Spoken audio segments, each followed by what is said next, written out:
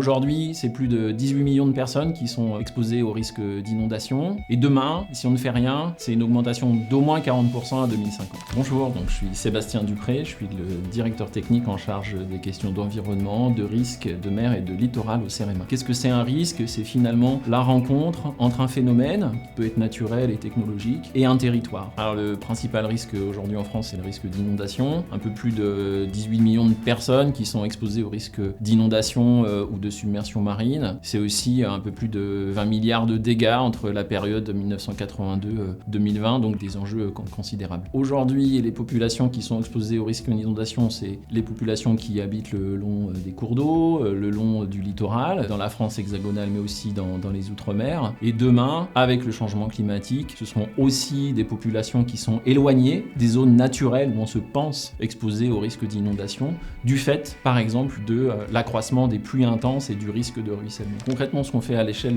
du CEREMA avec les territoires, c'est d'abord d'aider les territoires à connaître et à prendre conscience de leur exposition au risque. Je vais donner un exemple très concret. C'est une étude qu'on a produite sur l'ensemble des littoraux français pour connaître leur exposition au recul du trait de côte. Et ça, c'est indispensable de connaître le risque et de le partager. La deuxième action, c'est de prendre en compte le risque comme une sorte de réflexe dans les mesures d'aménagement au niveau des bâtiments, au niveau des infrastructures. Le CEREMA travaille très activement sur la désimperméabilisation, la restauration du cycle naturel de l'eau en ville. Désimperméabiliser, c'est un terme un peu barbare. Concrètement, ça consiste à retirer, par exemple, l'enrobé qu'on a mis à l'intérieur de cours d'école, qu'on a mis sur des trottoirs, et de le remplacer par d'autres matériaux qui vont permettre à l'eau de s'infiltrer, et au premier rang desquels, évidemment, du sol avec de la végétation, de l'herbe, des arbustes. Donc c'est vraiment des opérations qui, à la fois, sont très positives sur le cycle de l'eau, mais apportent beaucoup de services en matière de biodiversité, en matière d'aménité, en matière de rafraîchissement. Donc c'est vraiment des opérations gagnantes sur de nombreux plans. Les collectivités aujourd'hui, elles sont mobilisées